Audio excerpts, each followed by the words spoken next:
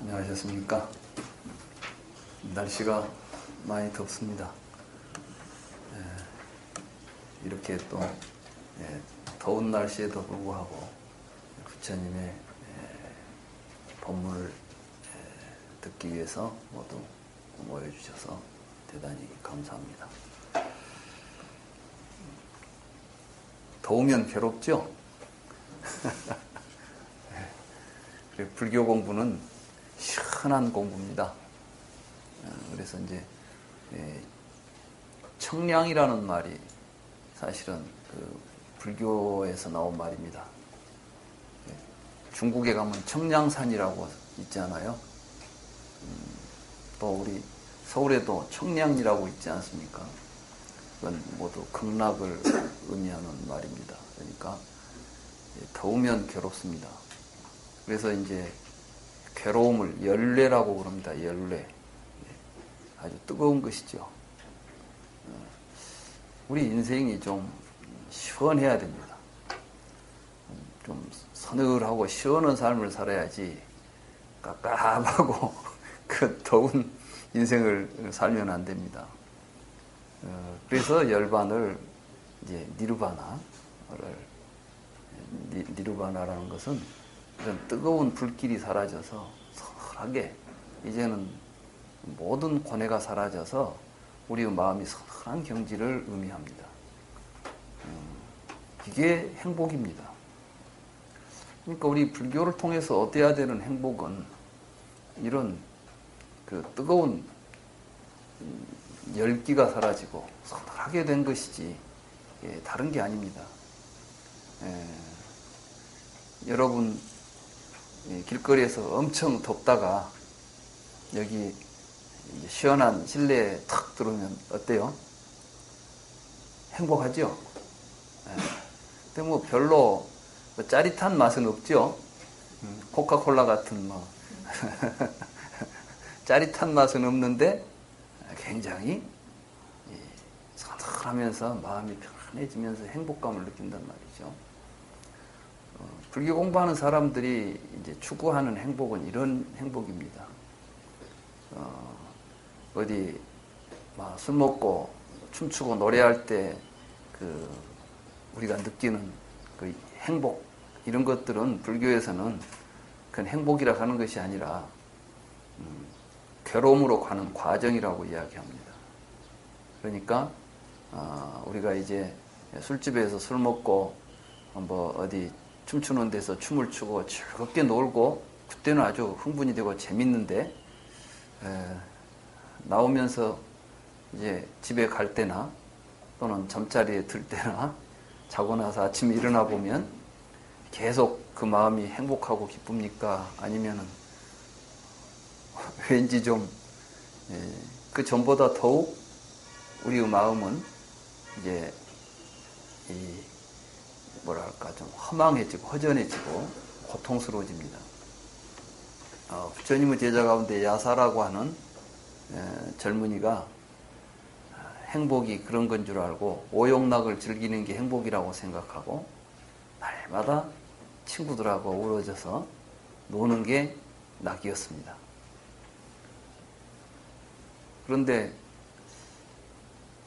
어느 날 아침에 일어나니까 같이 놀고 있던 친구들이며 같이 놀고 있던 기녀들이 모두 이제 막 저녁 내 놀고 술 먹다가 이제 그 자리에서 모두 널브러져서 자고 있었는데 아침에 일어나서 보니까 그 모습이 너무나 추해 보이는 겁니다. 그리고 자기의 마음은 너무나 뭐랄까 참 허망하고 허탈하고 순간 도대체 이게 뭐냐? 우리가 살면서 이런 것만 이것 외에 뭐 즐거움이 없단 말이냐? 이 순간 이제 돌아버렸어요. 괴롭다. 어쩌냐 내가 그렇게 즐겁게 놀지만 이게 괴로움으로 온다면 이제 더 이상 어디 가서 행복을 찾을 것인가? 지금 우리 자본주의가 그렇습니다.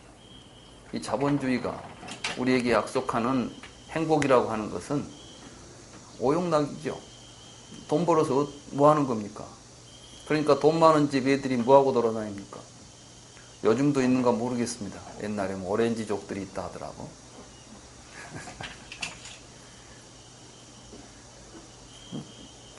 요즘은 세상이 돈을 버는 세상이라 돈 많은 집에서는 아무 일도 안 해도 통장에 돈이 얼마 들어오는 줄 모르게 들어오고 있답니다.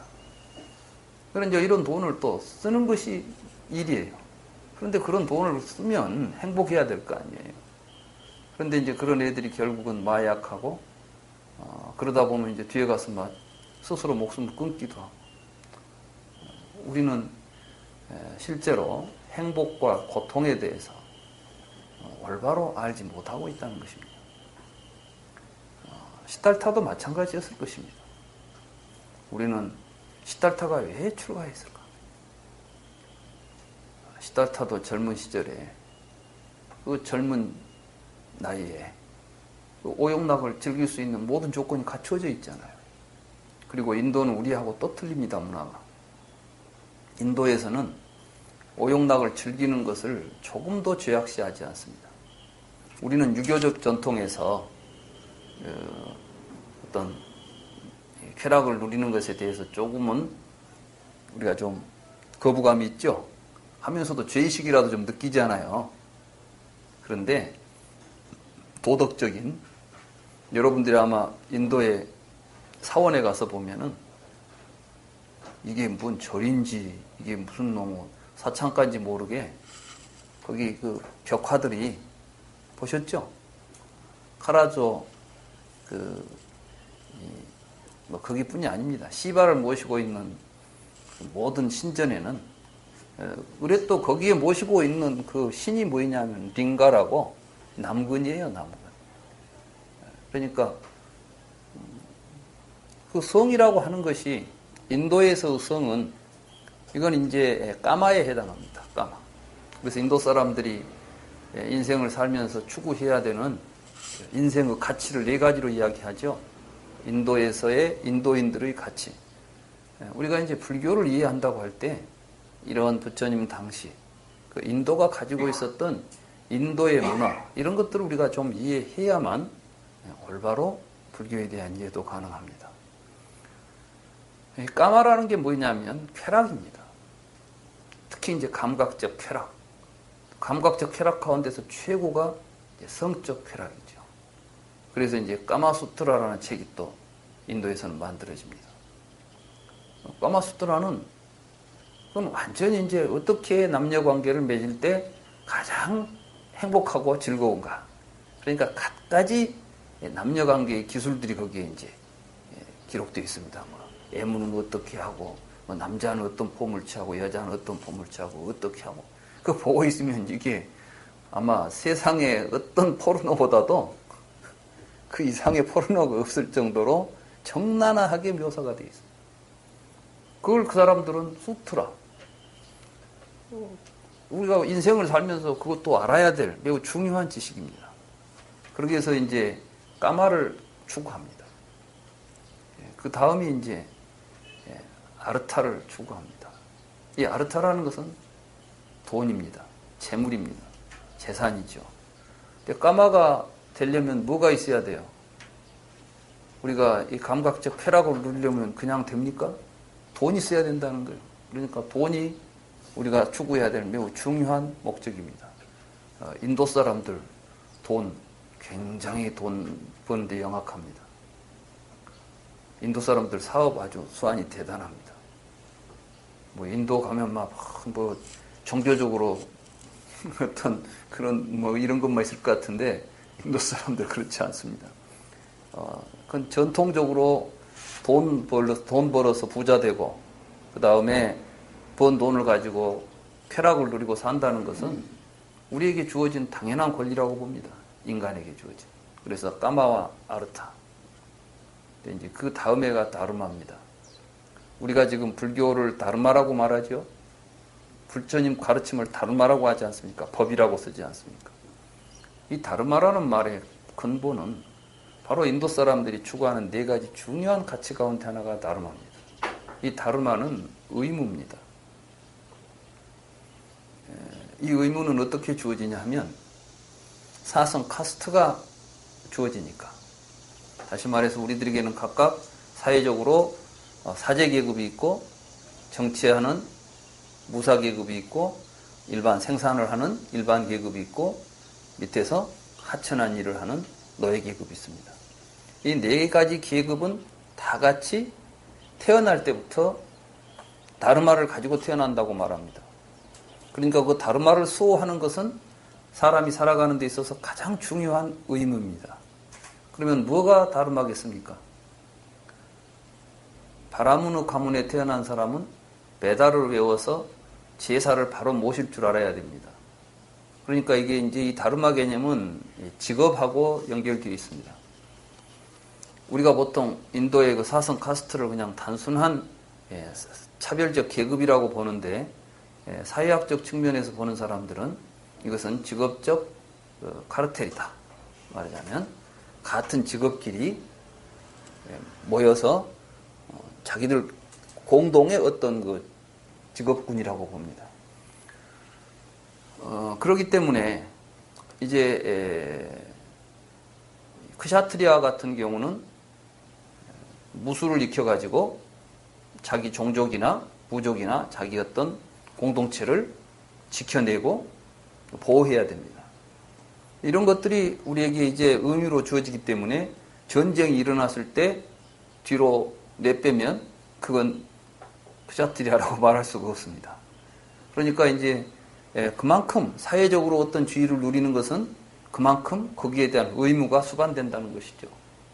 뭐 우리나라처럼 평화로울 때는 다 가지고 있고 위험할 때는 제일 먼저 내빼고 도망가고 이런 게 아니라 정말 이 사회에서 그만한 혜택을 받았으면 이제 크샤트리아는 목숨을 내놓고 이 사회를 지키기 위해서 전쟁이 일어났을 때는 죽을 줄 알면서도 나가는 겁니다. 왜냐하면 다르마는 목숨보다 소중하다고 봅니다. 이게 다르마 개념이에요. 그러니까 인도 사람들이 우리가 볼 때는 이제 우리는 워낙 우리 어떤 동양의 전통에서는 윤리적인 어떤 잣대를 굉장히 성적인 데다 많이 갖다 대죠. 특히 이제 기독교 성경 같은 경우나 이런 어떤 경우들이 성을 터부시하고 그 가운데서 어떤 문화가 이루어진 데에서는 도덕적 기준을 전부 성에다가 잣대를 대는 수가 많습니다. 그러니까 다른 건 다 괜찮은데 남녀관계가 좀 이상하다 하면 이제 아주 못된 사람처럼 취급을 당하는 경우가 있잖아요. 근데 인도에 같은 경우 인도 사람들은 그런 관계보다 더 중요시 여기는 것이 다르마 개념이죠. 그 사람이 자기 의무를 다하고 있는 거. 그래서 이제 인도의 고대 문헌들을 보면 다르마를 위해서 목숨을 건다 하는 이야기 표현들이 굉장히 많이 나옵니다. 라마야나를 이제 보니까 거기에는 어떤 이유도 없어요. 왜 내가 이것을 해야 되느냐? 이건 다르마니까. 뭐 지상명령입니다. 이건 나에게 이익이 되냐 손해가 되냐 이런 저런 걸 떠나서 이것은 왕으로서의 다르마다. 또는 남자로서의 다르마다. 남편으로서의 다르마다. 말하자면 사랑하는 여인이 이제 어디로 악마에게 잡혀갑니다. 그 이제 여인을 이제 찾으러 가서 그 여인을 찾아가지고 와야 됩니다. 근데 왜? 그러니까 나는 사랑하니까 뭐 이런 것도 중요한데 그보다도 거기서 강조되는 말은 다르마라는 겁니다. 그러니까 이제 가장이 가족을 지키는 것은 다르마입니다. 그러니까 우리가 불교에서 달마라는 말을 그냥 쉽게 이제 이해하기보다 부처님의 가르침을 우리가 올바로 이해한다면 바로 그것이 우리가 살아야 될 바로 그것이 우리를 행동하게 하고 뭘 하게 하는 근본이 되는 그 무엇인가. 우리에게 이제 도덕적인 어떤 당위성이라거나 이런 것들을 우리에게 주는 어떤 의미가 있죠. 그 다음이 목사, 이제 해탈입니다. 해탈은 뭐냐? 인도 사람들이 해탈이라는 목적을 추구하는 데는 해탈은 그 사람들이 말하는 해탈은 근본적으로 생사와 연결되어 있습니다. 그래서 일찍부터 인도 사람들은 이 세속에서 살아갈 때는 다르마까지가 필요합니다. 그런데 우리가 이제 죽고 나면 어떻게 됩니까? 또 태어나고 또 태어나고 이러한 다시 태어나는 괴로운 일들이 반복된다는 것을 여기로부터 벗어나는 길을 찾아야 된다. 그래서 이제 모든 종교적인 그 가르침의 목적은 해탈이 되어 있습니다. 그런데 부처님 당시에 해탈이라는 것 자체가 없다. 이렇게 이제 부정하게 되는 사상가들이 나오죠. 이 사상가들이 어떤 사람들이냐면 외도, 육사외도라고 하는 사람들입니다. 그러니까 아지타 깨사칸발린, 바구다 까짜야나 뭐 이런 사람들이 있었죠. 마칼리 고살라 이런 사람들이. 다시 말해서 이런 사람들을 보고 그래서 로까야타, 순세파다. 세속적인데만 순응하지 해탈을 추구하지 않는다. 이런 의미를 지니죠.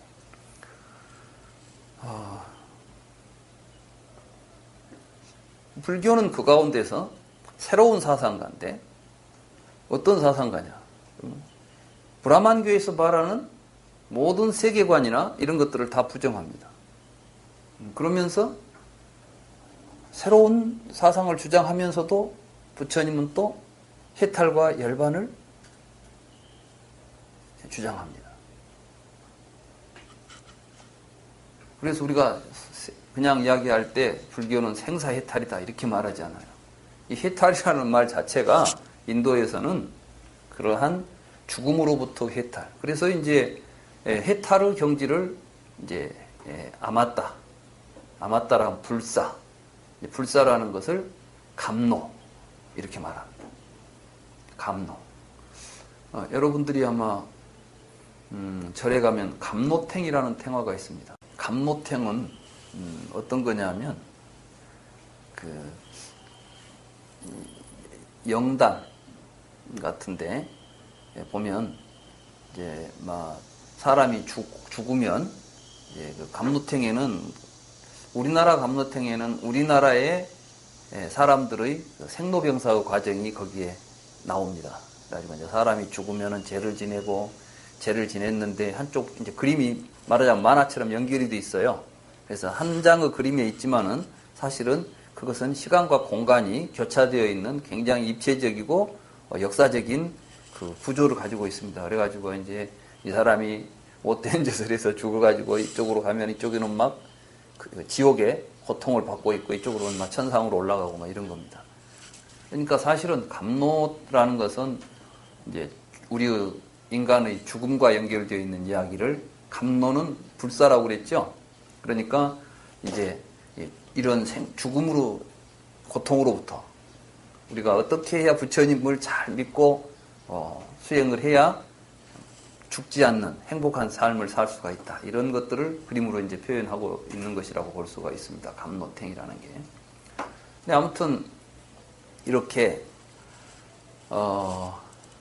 부처님도 생사의 해탈을 이야기하지만 부처님께서 말씀하시는 생사의 해탈은 사실은 기존의 브라마니즘에서 보고 있는 것과는 좀 다릅니다. 뭐가 다르냐? 부처님은 이 세계와 인간이 근본적으로 어떤 구조인가, 우리의 삶이 어떻게 일어나고 있는가, 이런 것들을 그 당시 어떤 사상가들과는 전혀 다르게, 다시 말해서 브라만교에서는 태초에 브라만이 천지를 창조해가지고 브라만에 의해서 이 세계가 움직이고 있다 이렇게 이야기했다면, 사문들은 이 세상은 그런 신적인 존재, 초월적인 존재는 없고 우리 눈에 보이는 것들이 있는 것이 전부다. 그러니까 눈에 보이는 거 빼놓고는 있는 거 이야기하지 말자. 이것은 마치 우리 인류 역사에서 보면, 특히 인류 역사라면 좀 어폐가 있고 서양의 역사에서 보면 중세까지 신이 천지를 창조하고 모든 것은 신에 의해서 움직인다고 생각했던 기독교적인 세계관으로부터 자연과학이 등장하면서 자연과학은 신은 없다. 뭐가 있냐? 자연 법칙만 있다. 이 자연 법칙에서 움직이는 물질만 있다. 이게 이제 과학적 유물론들 아닙니까? 그리고 실제로 이 시대를 지금 지배하고 있는 사상은 과학적 유물론이라 해도 과언이 아닙니다. 그렇죠? 그러니까 또 불교를 공부하다 보면 유신론은 벗어나는데 과학적 유물론을 벗어나기는 어려워요. 특히 이제 부처님이 4대를 이야기한 것처럼 보이거든요. 지수화풍 4대설. 다시 말해서 우리 몸이라는 건 지수화풍 4대로 되어 있다. 이렇게 말씀하시잖아요. 그러니까 그러면 지수화풍 4대는 있는 거 아니야. 이런 식으로 이해하게 되면은 불교의 무화설이라는 거, 나라는 것은 지수화풍 4대가 모여 있는 것 뿐이고, 또 특히 이제 설법 가운데도 막 이런 이야기 나오잖아요. 우리는 지수화풍 4대가 모여서 흩어져 버리면 그만이다. 그런데 또 윤회설이 또 등장합니다. 윤회가 나오니까 또 그러면 뭐가 윤회를 할까? 우리가 지금 불교를 공부하면서도 이런 것들이 굉장히 애매하게 되어 있으니까 무엇이 이해가 되는 것 같다가도 가보면 여기서 막히고 또 이런가 싶으면 또 그게 아니라 하고, 그리고 우리가 굉장히 이제 헷갈려 있죠. 도대체 부처님은 유물론자일까요? 유신론자일까요? 윤회를 있다고 했을까요? 없다고 했을까요? 그런데 더 우리를 당황하게 하는 것은 부처님한테 직접 물어보면 부처님이 대답을 안 한다는 거예요. 침묵을 해버린다.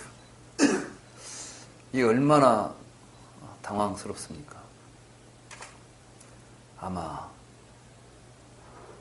그래 이제 서양에서 불교학을 지금도 마찬가지일 거예요. 하는 사람들이 대부분 이제 불교는 결국은 허무주의다. 그들의 생각으로 이런저런 이야기를 해보면은 아닌 것처럼 이야기하고 있지만 결국 허무주의의 토대를 두고 지금 이야기가 전개되고 있다고 보는 것입니다. 그래서 우리 불교를 공부하시는 분들 가운데서도 하다 보면은 항상 이제 허무주의는 아니어야 되는데, 그건 허무주의는 심정적으로 받아들일 수가 없습니다.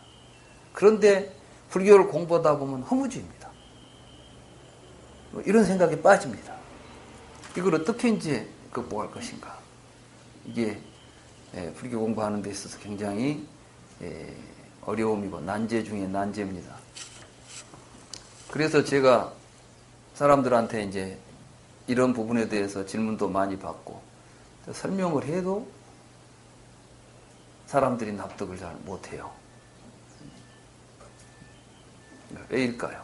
부처님께서 지금까지 존재라고 생각했던, 다시 말해서 있다고 하는 문제에 대해서 우리가 굉장히 지금 뭔가 근본적으로 잘못된 토대 위에서 우리의 지식과 알미 이루어지고 있다는 것을 부처님이 깨달은 겁니다.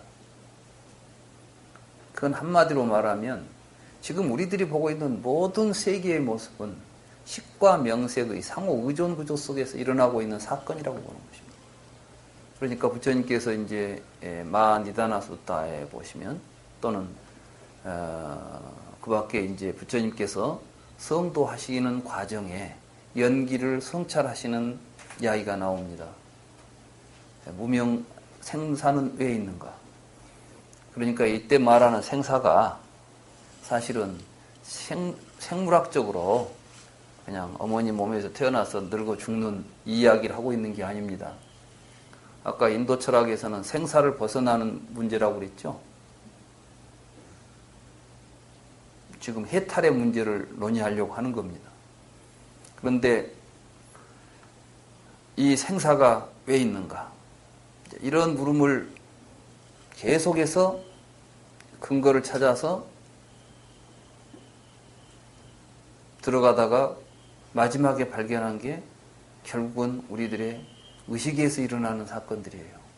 식을 연하여 명색이 있다, 이렇게 나오죠. 그러니까 명색이 뭐냐? 사실은 제가 기존의 해석들, 명색에 대한 해석, 명색은 물질과 정신이다, 몸과 마음이다, 이렇게 모두 대부분이 아니라 모든 불교 서적이 명색을 설명할 때 보면 명은 물질이고 몸이고 색은 정신이고 마음이다. 이렇게 해석을 합니다. 이 해석을 부처님이 하신 해석이 아니라 이것은 아비달마 불교, 부처님 열반하신 지 한 300년 뒤부터 이제 이런 해석들이 추종을 이루게 됩니다. 물론 그 전에도 그런 해석들이 나오기 시작하고 체계화되기 시작한 게 한 부처님 열반 뒤 한 300년 뒤에서 이론화됩니다. 이게.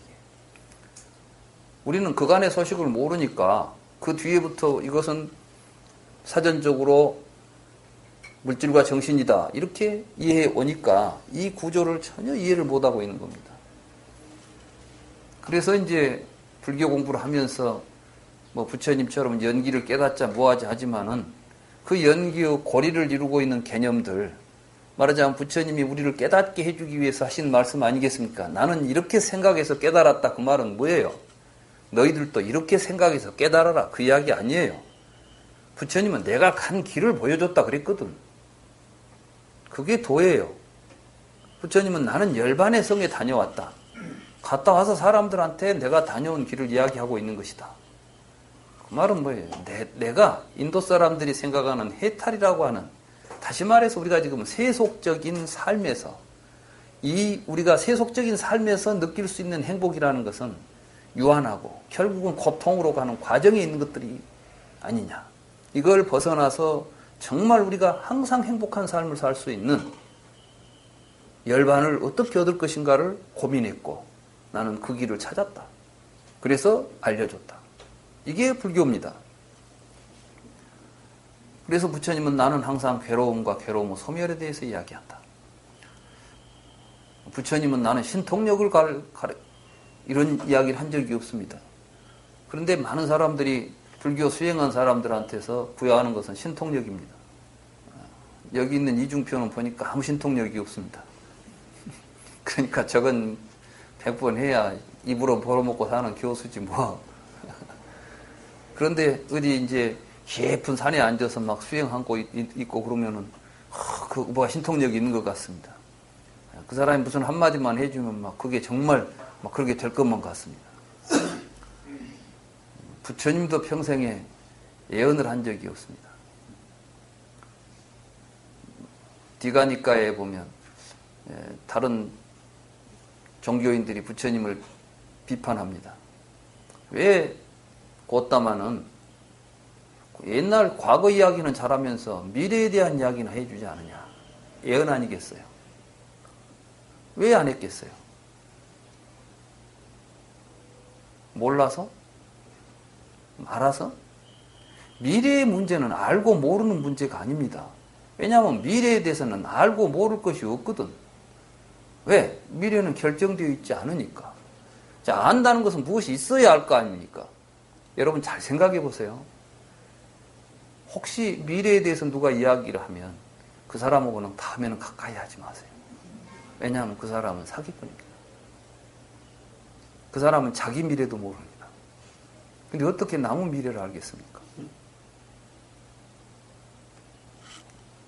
왜 미래를 알 수 없을까요? 미래는 정해진 바가 없으니까. 무슨 이야기인지 아시겠어요? 그런데 많은 사람들은 미래를 알고 싶어 합니다. 이게 어리석음입니다. 왜 알고 싶어 할까요? 뭔가 지금 여기에는 무지와 가래가 있습니다. 욕심이 있다. 뭔가 지금 어떤 갈망들, 이게 없으면 행복할 건데 이걸 가지고서 답을 찾으려고 하니까 되겠습니까? 안 되겠습니까? 부처님은 지금 그거 없애면 물어볼 것도 없을 텐데 왜 자꾸 말도 안 되는 물음을 물어가지고 성가시게 하냐. 또 그거 답도 없는 문제. 우리의 지식이라는 것은 있는 것에 대한 알미지 있지도 않은 것에 대해서 안다는 것은 무의미하다니까요. 이 용은 청색입니까? 황색입니까? 뭐 그림에 보면 청룡도 있고 황룡도 있지만 사실 그렇게 묻는 것 자체가 말이 안 되는 소리입니다. 용이 있어야 이게 뭐 청색이든 황색이든 있지. 용이라는 건 말만 있지 무슨 세상에 용이 어디가 있습니까? 그걸 가지고 청색이다 황색이다 내가 안다 네가 안다 이렇게 하는 것은 그건 정말 어리석은 말장난들일 뿐인 것입니다. 그래서 부처님은 있는 그대로 있는 것을 보라는 것이에요. 그냥 보면 되는데 그건 안 보고 지 생각을 가지고 이것이냐 저것이냐고 따지고 묻고 있다는 거예요. 그러면 사실을 한번 봅시다. 방금 소리 들었습니까? 소리가 밖에 있습니까? 없습니까?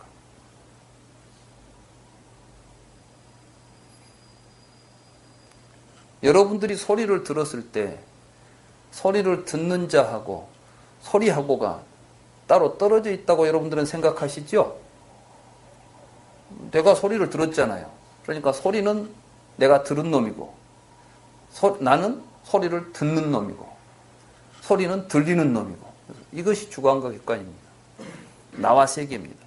우리는 전부 이렇게 나와 세계를 둘러놔두고 내가 먼저냐 네가 먼저냐고 다툰다는 거예요. 부처님은 이 세상은 지금 여기에서 같이 일어나고 있을 뿐이에요. 아까 스님께서 지금 여기라는 말을 굉장히 강조하셨습니다. 그 자리에서는 생사가 없다는 것이 사실은.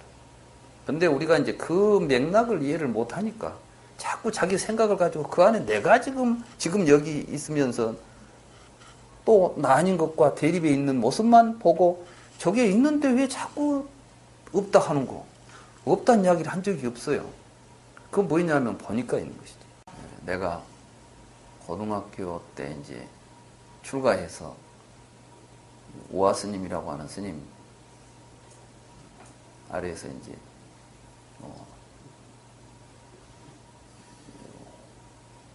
화두를 들고 한철을 지낸 적이 있습니다. 스님이 나한테 묻더라고. 광주에 가면 무등산이 있지? 내가 광주에서 이제 온 줄 아니까 예. 그래.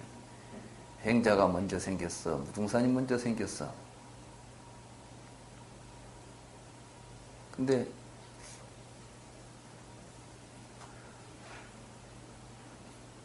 나는 그렇게 대답했어요. 제가 먼저 생겼습니다.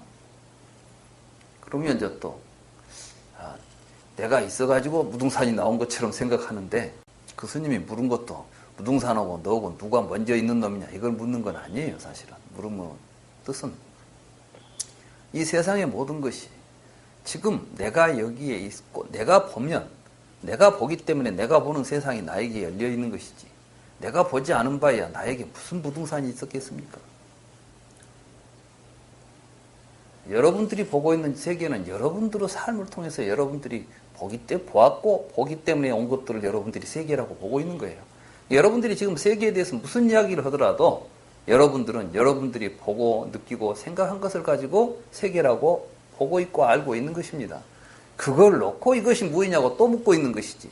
부처님은 지금 그렇게 알고 있다는 사실을 깨달아야 되는데 그걸 놔두고 이제 이것도 무엇이냐고 다시 묻고 있는 이러한 잘못된 태도들을 부처님은 지금 우리들 보고 성찰해보라. 그리고 정말 지금 소리, 이 소리는 들으면 소리가 됩니다. 제가 항상 소동파 시를 이야기하지 않았습니까? 강상지 청풍과 상간지 명월은 이 득지 성색하고 여기는 우는 득 다음에 뭐라 하냐 이것은 만난다? 아니 귀가 그거는 귀를 얻어야 소리가 되고 만난단 말이죠. 목질이 성색이 된다 이게 됐어요. 그러니까 귀를 얻어야 소리가 되고 눈을 만나야 빛이 된다 그렇게 되어 있습니다. 그러니까 말하자면 우리는 지금 강에 청풍이 바람 소리가 참 멋지게 지금 바람 소리가 나고 있는 것처럼 보이지만 그건 바람 소리가 아닌 것이에요. 귀가 그걸 듣지 않은 바에는 세상에는 소리가 나오지 않습니다. 눈으로 보지 않으면 세상에는 빛이 없는 것입니다. 그러니까 우리는 지금 보고 듣고 냄새 맡고 만지고 있는 우리가 곧 뭐예요? 조물주입니다. 그래서 이제 그 시에 이것이 조물자지 무진장이다 이런 표현이 나오거든. 그러니까 그때 이 시에서 말하는 조물자는 세상을 만든 조물주를 외제 밖에 있는 신을 이야기하고 있는 게 아니에요. 그런데 대부분의 그 소동파 시를 해석한 부분을 보면 거기다 대고 이것이 이 세상을 만든 조물자의 무진장한 것이다 이렇게 이제 하면서 그것을 외제하는 신으로 가버립니다. 이것은 소동파가 어떤 인물인지, 소동파가 얼마나 불교에 깊이 깨달음이 있는 분인지 모르고 지금 시를 해석하기 때문에 그렇습니다. 뭐 자기들 눈에 볼 때는 우리 인간을 조물자라고 생각을 못하고 있죠. 그러나 지금 분명히 소동파의 시에서는 눈으로 보아야 소리가 색이 되고 귀로 들어야 소리가 된다고 하면서, 그러니까 눈 있는 자가 아무리 많이 봐도 빛이 달아지지 않지요. 소리를 많이 들었다고 해서 소리가 적어지지 않지요. 이 박수 소리가 지금 여러분들이 다 들을 때하고 혼자 들을 때하고 소리가 크기가 같습니까? 틀립니까? 이거는 많이 본다고 해서 달아지지도 않고 아무리 쓴다고 해서 없어지지도 않습니다. 그래서 이걸 무진이라고 그러는 거예요. 무진장. 그러니까 결국 우리 자신의 존재들이 무진장한 보배의 존재들입니다. 다시 말해서 우리가 곧 이 세상의 모든 만물을 만들어내는 주인공들이다. 그래서 이제 주인공을 찾아라 그러면 주인공이 어디야? 아내가 뭐 내 몸속에 주인공이 따로 들었냐가 아니라 바로 이렇게 살고 있는 삶 자체, 우리 자신들이 그 주인공임을 자각하라. 그러니 내 삶의 주인공은 나일 뿐더러 내가 이 삶을 통해서 이 세상을 만들어내고 있으니 우리들의 삶 하나하나가 얼마나 가치가 있습니까? 가치가 있습니까? 없습니까? 이보다 더 소중한 것이 있습니까? 없습니까? 이것을 함부로 놀리면 어떻게 되겠어요? 세상이 혼란스러워집니다. 세상이 누가 만든 게 아니잖아요. 우리가 조물주니까. 우리가 이것을 어떻게 쓰냐에 따라서 세상은 어떤 모습이 될 것인가가 정해질 거 아닙니까? 이게 이제 업보예요, 업보. 이 세상은 업보에 의해서 이루어지고 있다. 그런데 그 가운데서 우리는 이것을, 자, 여러분들이 만들어낸 이 세상하고 여러분하고는 둘입니까? 하나입니까? 이때는 둘이 아니다 그러는 거예요. 왜냐하면 하나다 해버리면은 눈하고 색이 같다가 되고, 둘이다 그러면 눈 따로 색 따로 있다가 되니까 이때는 이제 둘이 아니다. 이게 참 좋은 표현이죠. 예. 우리는 지금까지 전부 같냐 다르냐 이것이 이제 모순, 단견들, 서로 둘 중에 하나를 선택하라 이런 표현이라면, 불교는 둘이다, 둘이 아니다. 둘이 아니다라고 해버린 데서 중이 나오는 거예요. 그러면서 둘이 다 살아나는 거예요, 사실은. 하나만 붙잡으면 하나가 죽은데 하나가 죽으면 그놈도 죽게 돼 있어. 다시 말해서 우리가 중도를 떠난 관점에서 보면 눈을 부정해버리면은 말하자면 주관만 있고 객관은 없다 이렇게 하면은 처음에는 주관만 살아난 것 같지만 뒤에 가면은 객관이 없으면 주관은 있습니까? 없습니까? 같이 죽어버려. 그러니까 이 중도가 아닌 다른 데서 이야기하는 모든 이론이나 견해들은 무언가 주장해놓고 된 것 같지만 그것이 되는 순간 그것도 죽어야 돼. 그러나 이 불교의 중도는 이것도 저것도 다 죽인 것 같은데 그 자리에서 다 살아난단 말이에요. 이게 중도예요. 그러니까 이 중도가 얼마나, 이 중도를 제대로 알지 못하면 불교를 제대로 알 수가 없다. 그런데 이 중도를 모르기 때문에 한 사람은 상견에 빠지고 어떤 사람은 단견에 빠져가지고 상견이다, 단견이다 해가지고 헷갈리고 있는 것이죠. 그래서 우리가 불교 공부하는 것은 이렇게 중도의 실상을 바로 깨달아서 모든 것들이 내가 지금 여기에서 나의 삶에 의해서 일어나고 있다. 그러니 제일 소중한 게 뭡니까? 지금 여기. 지금 제일 소중한 게 뭡니까? 지금 여기 나하고 같이 있는 존재들이에요. 그러니까 오늘 지금 여기에서 제일 소중한 사람들은 우리 같이 모여있는 우리들입니다. 자, 우리들이 그래서 여기에 지금 내가 보고 있는 내 앞에 내가 지금 만나고 있는 이 모든 사람들에게 내가 오늘 해야 될 최선을 다해서 잘 모시는 것이 오늘 이 순간 여기에서 내가 행복한 삶을 사는 길입니다. 여기서 어떤 사람이 이제 자꾸 이 분위기 깨고 그러면 어때요? 괴롭게 되죠? 그러니까 우리들의 삶에 있어서 어떤 행복이나 이런 것들은 사실은 지금 여기에서 일어나고 있는 사건들인 것입니다. 근데 여러분들이 이제 명상을 위해서 조용히 쉬고 있으면 아무 사건이 안 일어나죠. 일어납니까? 안 일어납니까? 그때 깨달아야 돼요. 뭘 깨달아야 되냐 하면 내 마음에 생각이 일어나지 아니하니 괴로움도 없고 이게 열반이구나. 그러면 어떤 일이 있어도 내 마음 움직이지 않으면 항상 내 마음, 이 마음이 있겠구나. 그래서 이제 아까 스님 굉장히 중요한 말씀을 하신 겁니다. 어떤 사람이 나를 비난할지라도, 나를 칭찬할지라도, 악의를 가지고 이야기하든 어떠하든 나는 거기에 동요하지 않으리다. 이 생각을 가지고 항상, 그리고 그 사람에 대해서 항상 나는 자애로운 마음을 가지리라. 이게 단순히 그냥 그게 좋으니까 하세요가 아니라 지금 제가 말씀하신 바와 같이 중도 입장에서 실상을 보고 반야로서 세상을 올바로 보고 있는 사람은 하지 않을 수 없는 다르마인 것입니다. 다르마라는 말의 의미를 아시겠죠? 그래서 이제 우리는 그 부처님의 다르마, 이걸 우리가 실천해야 한다. 이 다르마는 그래서 이제 계율을 의미하기도 하죠.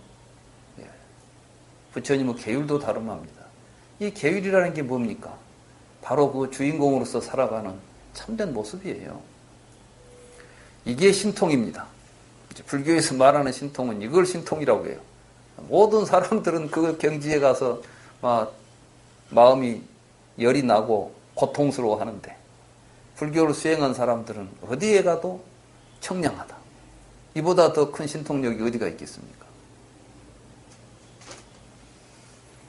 그래서 이제 사실 오늘은 이 갈망하는 마음의 소멸의 경에 대해서 이야기하기로 했는데 이 경을 읽고 있으면 좀 지루할 것 같아서 제가 이 경의 내용을 그런 식으로 지금 풀어서 설명드리고 있습니다. 부처님 당시에 이제 이 쌌띠라고 하는 비구가 바로 부처님께서 무아라고 하시지만 식이라는 놈이 있어갖고 돌아다니겠거니 하고 이제 윤회설을 또 품고 사는 쌌띠라는 비구가 있었습니다. 제가 이 경을 읽으면서 뭘 느꼈냐면 아니 이 경을 보면서도 아직도 식이 있어가지고 업식이 돌아다닌다고 하는 이야기를 하는 사람들은 도대체 부처님 경을 어디로 읽었을까? 왜 이런 경을 읽고도 그런 이해를 할까? 이런 생각을 제가 많이 했어요. 실제로 그래서 저는 경이 있어도 지금 우리 불교 공부하시는 분들이 경을 제대로 읽지도 않고 또 경이 제대로 번역되어 있지도 않고 있으나마나 경이 돌아다니고 있구나 이런 생각을 했어요. 이제 부처님 경은 바르게 우리가 읽어서 바르게 실천해 가면 되는 것인데 이 말씀이 어두워 있으니까 우리가 제대로 공부하는 길이 많이 막혀 있었구나. 그래서 저희가 이제 지금 이 경을 불경들을 번역하려고 제가 작정했던 게 아무래도 제가 100마디 하는 것보다 부처님 말씀 한마디가 훨씬 더 정당할 뿐더러 우리들에게 더 큰 도움이 되지 않겠습니까? 그래서 이제 경을 제가 번역을 한 것입니다. 여기에 보면 부처님께서 누누이 이런 이야기들을 하고 계십니다. 연기, 다시 말해서 이제 연기를 관찰하라는 겁니다. 연기. 연기를 관찰한다는 것은 뭘까요? 12연기를 관찰하라는 겁니다. 불교 수행은 궁극적으로는 12연기를 관하는 겁니다. 그런데 지금까지 12연기가 어떻게 또 이해되어 있냐면 이게 삼세 양중인가로 이해가 돼가지고 과거 생에 지은 업이 현재의 생을 받고 현재에 지은 업이 내생의 생사를 일으킨다. 이렇게 이제 설명을 하니까 여러분들이 이걸 현생에 다 관찰하겠습니까? 못하겠습니까? 3세에 걸쳐 있는 이야기를 현생에 다 볼 수 있어요? 없어요? 첫째는 과거의 인을 찾아가려면 무명, 행식을 관찰하려면 어디로 가야 되겠습니까? 무명과 행을 관찰하려면 전생을 들여다봐야 되겠죠? 뭐 숙명통이라는 게 있긴 있어요. 그런데 그 전생을 가야 되는가? 그럼 또 내생을 보려면 어떻게 해야 돼요? 먼저 천안통 뭐 이런 게 어디야 됩니까? 그러지 않습니다. 이거는 무명에서 노사가 벌어지고 있는 것은 3세에 걸쳐가 아니라 지금 여기에서 일어나고 있는 사건을 이야기하는 겁니다. 여러분들이 지금 여기에서 하고 있는 모든 일들이 아직 무지의 상태에 있지요? 그렇습니까? 안 그렇습니까? 여러분이 현재 지금 깨닫기 전에는 무명의 상태에 있다고 해야 되겠죠? 그 무명의 상태에서 여러분들이 지금 행동하고 있죠? 여러분들이 한 행동들이 여러분들의 의식을 지금도 계속해서 형성하고 있죠? 그렇습니까? 안 그렇습니까? 경험이 달라지면요, 다음에 세상을 보는 안목이 달라져요. 이렇게 생긴 사람한테 사기를 당했으면 그렇게 비슷하게 생긴 사람은 사기꾼으로 보여요. 그러겠어요? 안 그러겠어요?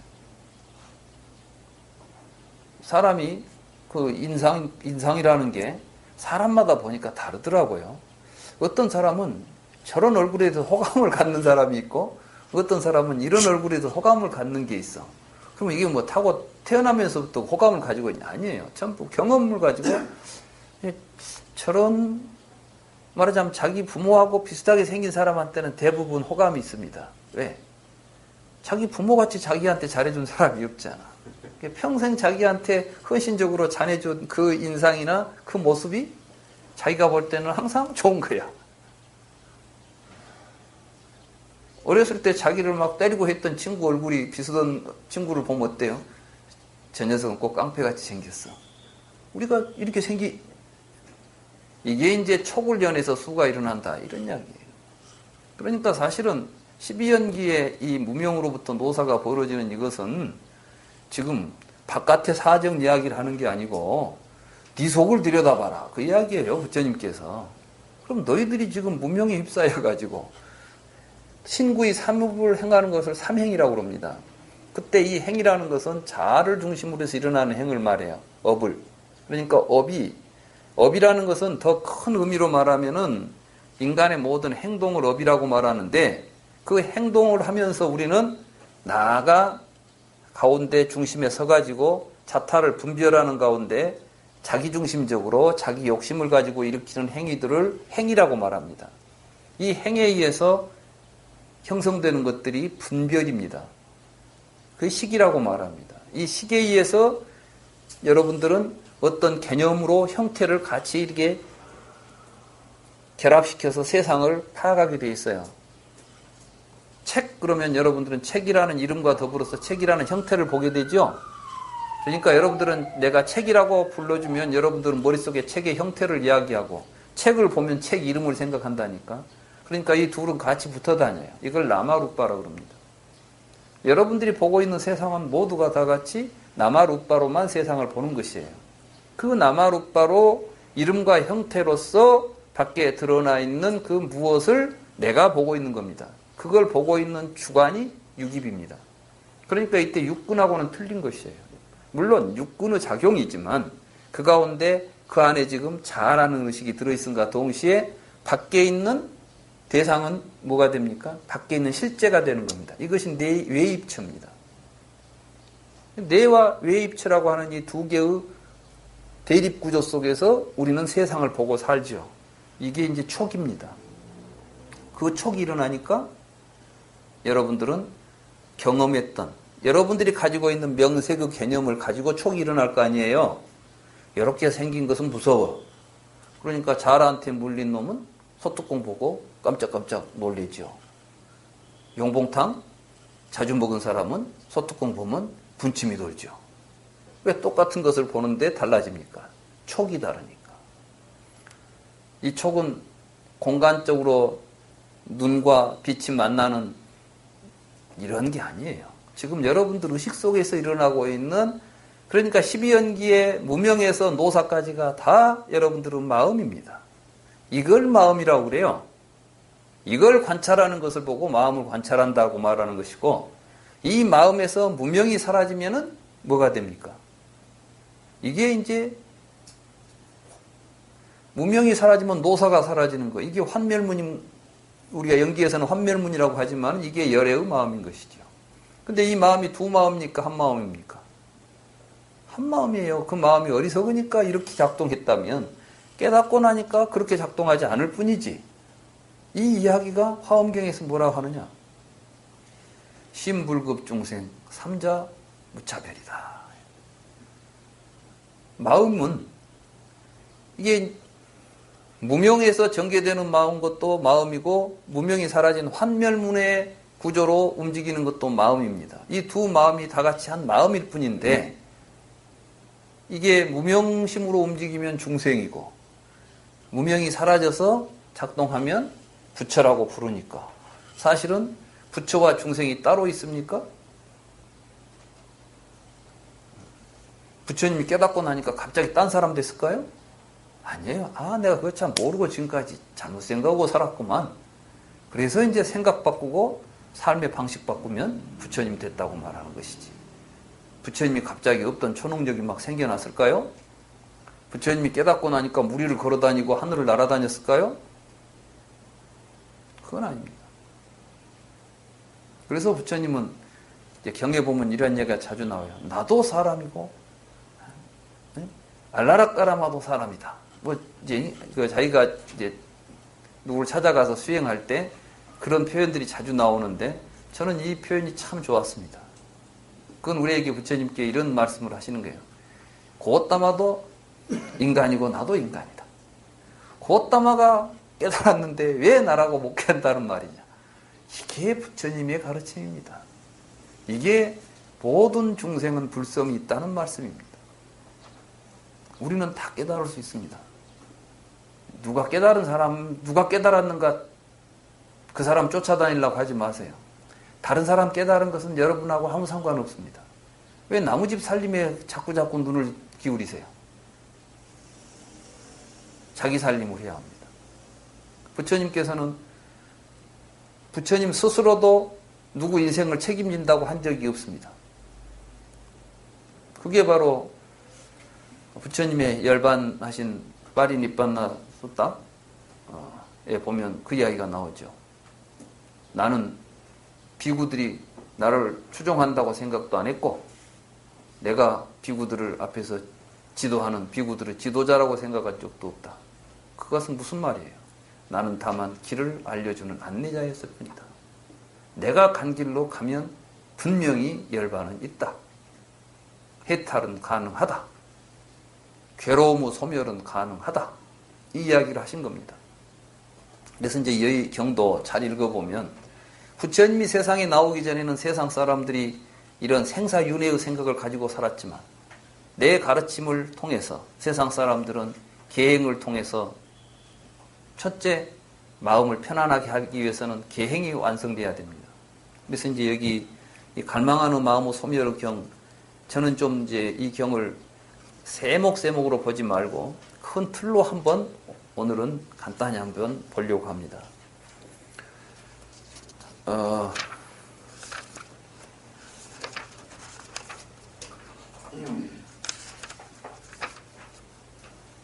여기 306쪽에 보면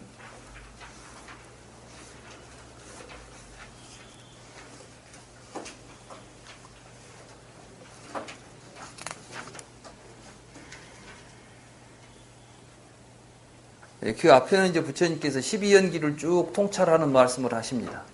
그러니까 이제 12연기를 제 비구들한테 이야기합니다. 그대들은 지금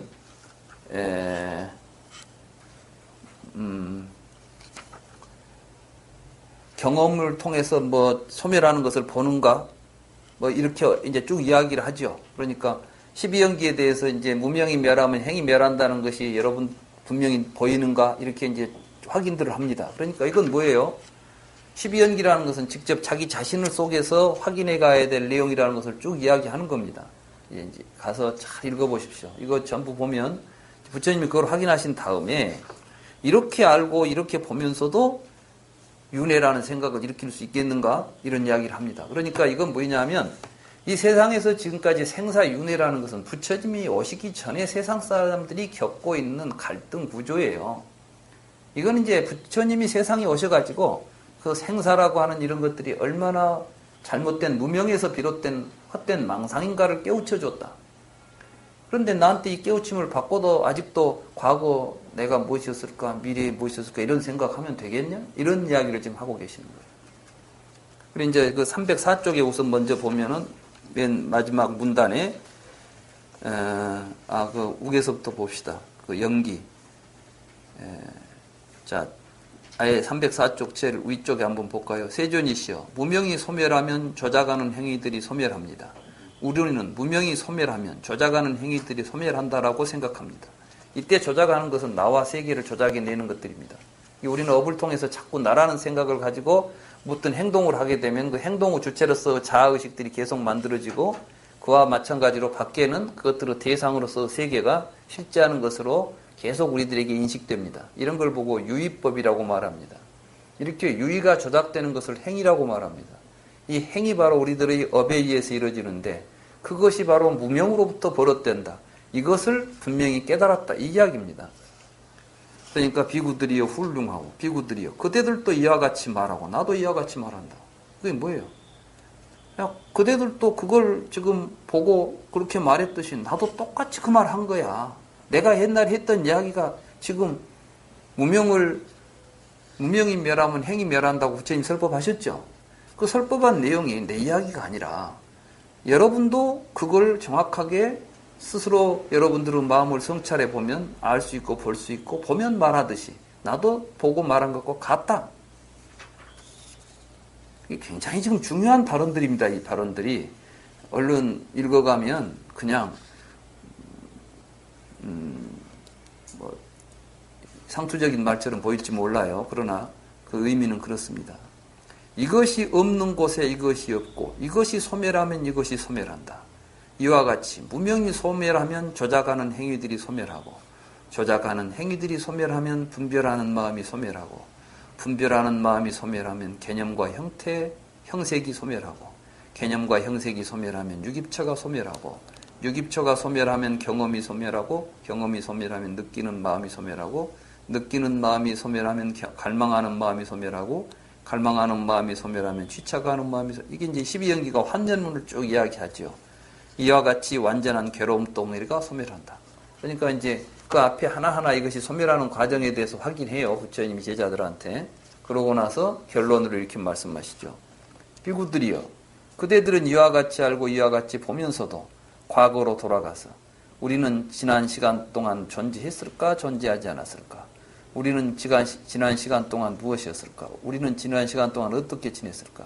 이게 과거세라고 해도 마찬가지입니다. 내가 과거세라는 걸 자꾸 지난이라는 말로 표현한 것은 원어적인 표현이 지난이라는 뜻을 가지고 있습니다. 우리가 과거라고 말하죠. 근데 이미 이제 지나가고 지금 없는 이야기를 지금 할 필요가 있겠는가? 우리들은 지난 시간 동안 무엇이었다가 그 다음에는 무엇이었을까라고 하겠는가? 그러니까 과거, 현재, 미래의 3세에 대해서 우리 전에 갈망하는 모든 번외 소멸의 경에 보면 부처님께서 이치에 맞지 않는 생각을 하기 때문에 번뇌가 생긴다. 이렇게 말씀하셨죠. 이 경에서는 두 번째 경입니다. 이 책에서. 비구들이여 그대들은 이와 같이 알고 이와 같이 보면서도 미래로 앞질러 가서 우리는 오지 않은 시간 동안 어떻게 존재하게 될까? 존재하지 않게 될까? 이런 질문. 그러니까 윤회라는 생각, 과거, 현재, 미래 3세에 대한 생각을 할 수 있겠는가? 그렇지 않습니다. 세존이시여. 비구들이여 그대들은 이와 같이 알고 이와 같이 보면서도 나는 존재하는가 존재하지 않는가, 나는 무엇인가, 나는 어떻게 지내는가, 이 중생은 어디에서 와서 어디로 가는 것일까라고 지금 이 시간에 자신에 대하여 지금 뭐하고 있는가. 지금 여기서 숨쉬고 있는 나를 뻔히 보고 있으면서도 이놈이 어디로 갔냐, 이놈은 뭘까. 지금 우리가 개념적으로 나를 이것이 뭘까 이렇게 보는 게 아니라 체험적으로 내가 지금 먹고 있고 호흡하고 있고 지금 여기 이렇게 있구나. 이게 나예요. 이걸 여러분들은 자꾸만 개념으로 이건 정신일까 물질일까 이런 생각이 들어가니까 문제지. 숨 쉬고 지금 있는데 그 있는 그걸 없다고 말하는 게 아니에요. 부처님은 그렇게 있는 놈은 우리가 지금까지 개념적으로 아트만이라고 있는 놈, 산자나띠로 알고 있는 놈이 아니라는 겁니다. 그리고 그렇게 보고 있는 이 자리에서 보면 이놈과 세상이 절대 분리되어 있지 않아요. 삶을 통해서 한 덩어리가 돼가지고 여러분들이 지금 숨쉬고 있는 이 순간에 이 세상에 다른 어떤 것이 단 하나라도 없어지면 숨 쉴 수 있을 것 같습니까? 물론 여러분들이 없어져도 될 것 같지요? 안 됩니다. 왜 안 되냐? 전에 제가 어떤 분이 올리셨죠? 우리 카페에 기가 막힌 동영상을 하나 올려놓으셨더라고. 오셨나? 내가 이 닉네임을 잘 모르니까 모르겠는데 그 일본 여자가 깃털 하나를 탁 들고 막대 위에다 딱 올려가지고 깃털을 중심을 잡더라고요. 그러니까 깃털이 탁 중심을 잡았어요. 근데 이 막대를 또 다른 막대를 갖고 와서 또 딱 중심을 잡으니까 또 되더라고. 이 또 막대를 또 중심을 잡아가지고 계속 막대를 연결시켜서 중심을 잡아가는데 그 대신에 이제 처음에는 작은 막대지만 갈수록 커지죠. 왜냐하면 이 무게 절반을 지탱할 수 있는 무게 절반이 이쪽에 있어야 되니까. 그런 식으로 수십 개의 막대기를 가지고 집을 짓더라고요. 그리고 이렇게 이 사람 주변으로 이렇게 계속해서 이제 T자 형태가 만들어질 거 아니에요. 이렇게 막대는 막대를 중심 잡고 참 시원하게 마지막에 가서 하나의 막대기를 탁 세워가지고 그 중심에다 딱 꽂아 놓으니까 그리고 사람이 손을 놔버렸는데 그 막대기가 중심을 잡고 이게 땅덩어리 밑에다 이제 중심을 잡고 잡고 있는데 이게 그대로 서서 또 돌아요. 이게 이제 이 꼭지점에 있어서 이렇게 움직이더라고요. 이게 가볍게 움직이는데도 형태가 안 무너져요. 그런데 깃털 하나를 탁 드러내니까 순식간에 화르르 무너지더라고요.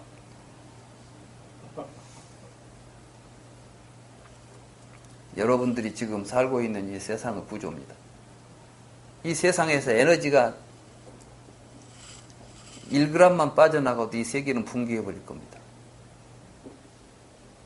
실제로 우리가 살고 있는 존재들은 개별적으로, 개체적으로 존재하는 것이 아니라 이렇게 서로 연결되어 있습니다. 그러니 그 깃털 하나가 사라질 때 함께 있었던 모든 것들이 무너져 내리는 것을 봤다면 지금 여러분들 앞에 있는 같이 존재하고 있는 이 존재들이 그 누구가 나의 존재와 무관하겠습니까? 지금 여기서 살아 숨쉬고 있는 여러분들은 근데 여러분들은 어떤 생각을 하느냐? 여러분들은 몸을 구성하고 있는 이 몸뚱이를 중심으로 해서 이건 나고 저것은 내가 아니다. 너는 없어도 나는 존재할 수 있는 것처럼 착각한다는 것입니다. 그러니까 열애에게는 내 몸이 없기 때문에 열애는 어디 가도 형색으로서 열애를 찾을 수가 없습니다. 열애를 어떤 모습으로도 우리는 열애라고 말할 수 없습니다. 이게 이제 열애의 모습입니다.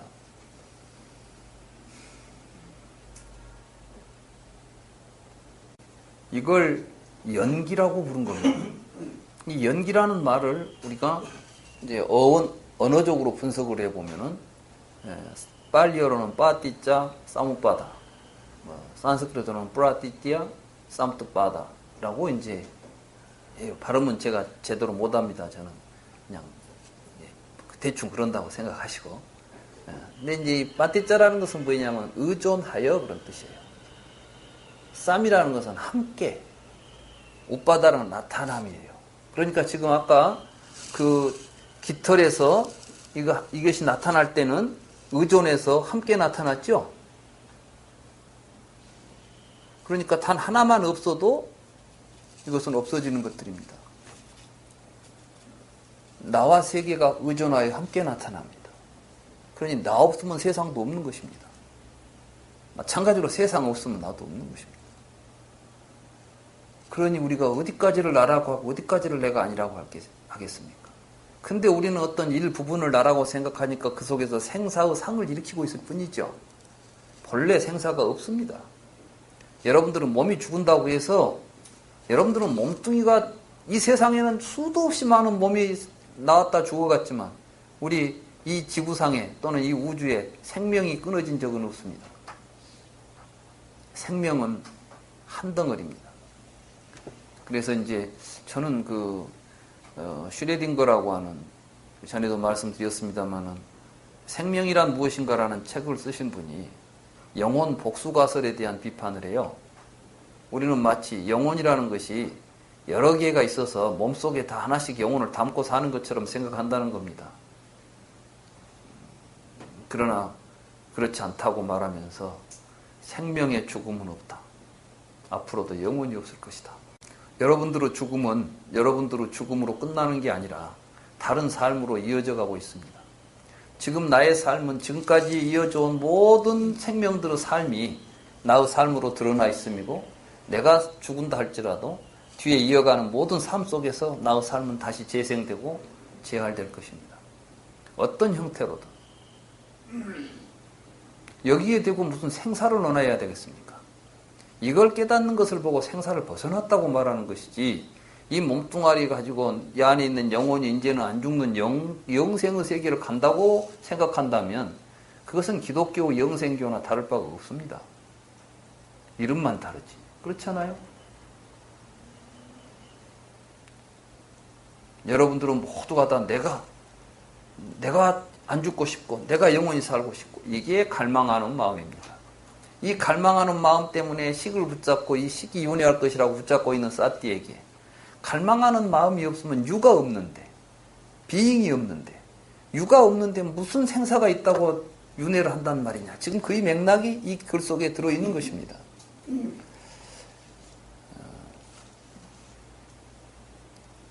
부처님의 이 경전들은 저는 그렇게 봅니다. 제가 읽어보면 처음에는 간단한 것처럼 보입니다.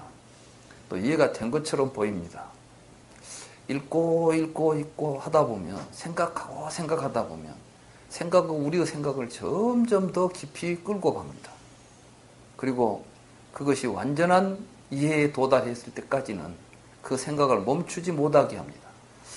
이해된 것 같은데 어느 분이 걸리고 그래서 저는 참 미묘하다. 우리 언어를 사용해서 이렇게 우리들의 사유를 끌고 가면서 끝까지 깨달음으로 이어져가는 이런 말씀이 도대체 어떻게 가능할까? 저는 좀 신기하기도 합니다. 부처님 말씀이 그렇습니다. 지금 여러분들에게 번역에 올린 이 책은 사실은 그만큼 소중합니다. 여러분들이 자주 보십시오. 한번 봐서 나 알아 이렇게 말하지 마십시오. 모릅니다. 여러분들은 절대 모릅니다. 깨닫기 전에는 모를 것입니다. 그러니 부처님 말씀 항상 깊이 새기시고 읽고 또 읽고 마음에 새기고 또 그런 것들에 대해서 서로 같이 토론하고 나누고 이렇게 하십시오. 부처님께서 공부의 절반이 도반이라고 그랬습니다. 전부가 도반이라고 그랬습니다. 도반 없이 공부하는 공부는 안 된답니다. 여러분들이 이 모임을 감사하게 생각하고 소중하게 생각하십시오. 이런 모임이 없다면 여러분들이 부처님의 가르침을 공부해 갈 길이 없습니다. 항상 이렇게 모인 인연에 감사드리고 이런 모임을 세세생생 함께 하겠다는 그런 각오를 가지고 같이 공부하시기 바랍니다. 바랍니다. 오늘 제 이야기는 여기서 이번 학기 강의를 이걸로 마감하기로 하겠습니다. 감사합니다.